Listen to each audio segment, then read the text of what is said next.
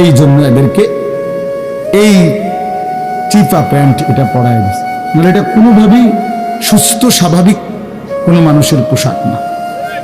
সামান্যতম সুস্থতা আছে যার ভিতরে, সে এত টাইট এটা পরে কি বেচারা হাঁটে কেমনে, বসে কেমনে, পেশাব পায়খানার জরুরত আছে মানুষের, তাইলে এটা পড়া মানে দাঁড়াইয়া প্রস্রাব করা ছাড়া তো অন্য কোনো সিস্টেম নেই, নাহলে এটা সে কিভাবে বুঝবে?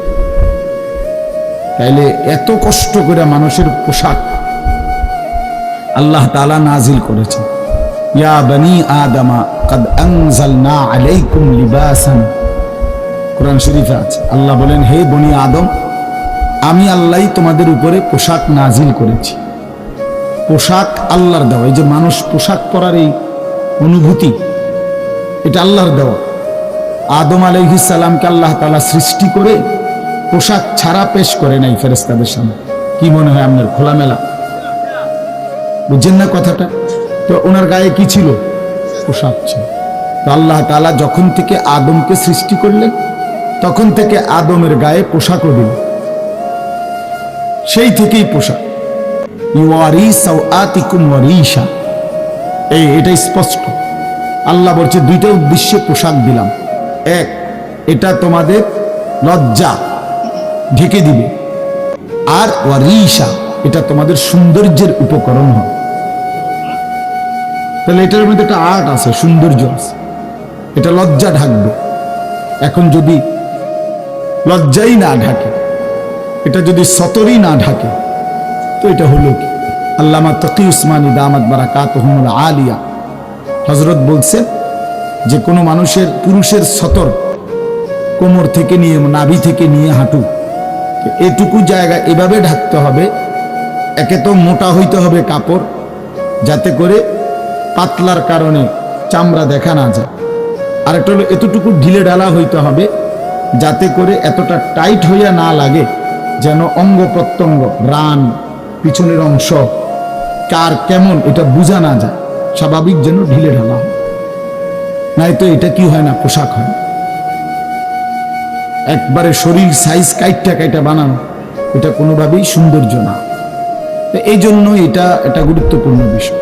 এটা বলে অনেক সময় অনেকে দেখি, এই বেচারা আমাদের সাথেও কোনো সময় দেখা করতে আসলে মাদ্রাসায়, মনে করেন মাহফিলের দাওয়াত দিতে আসছে, অথবা আমরা দেখা করতে, তো আমাদের তো নিচে বসতে হয়, চেয়ার টেবিল নেই। তো এই নিচে বসতে কইলে আর বই তারা এটারে টানতে টানতে ফ্যান যান শেষ। বেচারা নিজেও কষ্ট পেরেশানিতে পড়ে, আমরাও পেরেশানিতে পড়ি। এই জন্য স্বাভাবিক ঢিলে ঢালা পোশাক করা উচিত, একটু যেন করে চলতে ফিরতে আরাম হয়।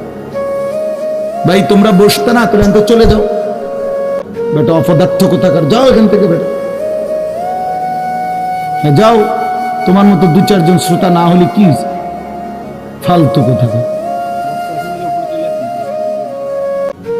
এতবার বললাম, এটা বসতে ক্ষতি কি?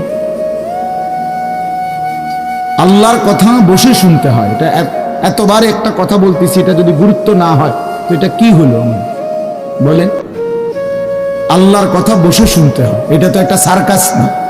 কি বলেন, এটা কি একটা সার্কাস?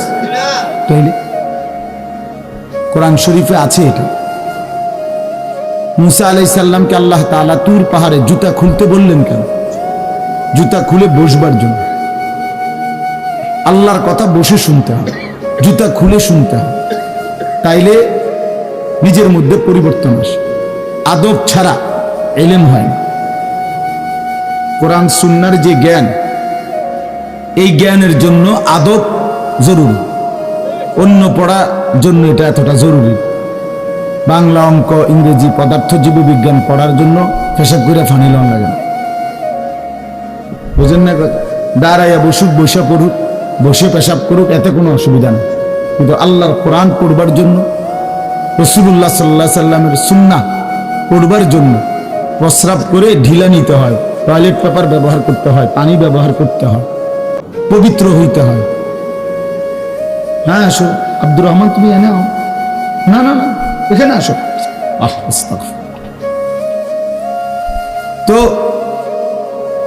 এই জন্য এটা জরুরি বিষয়। আমাদের কোরআন এবং সুন্নাহর ইলমের জন্য আপনার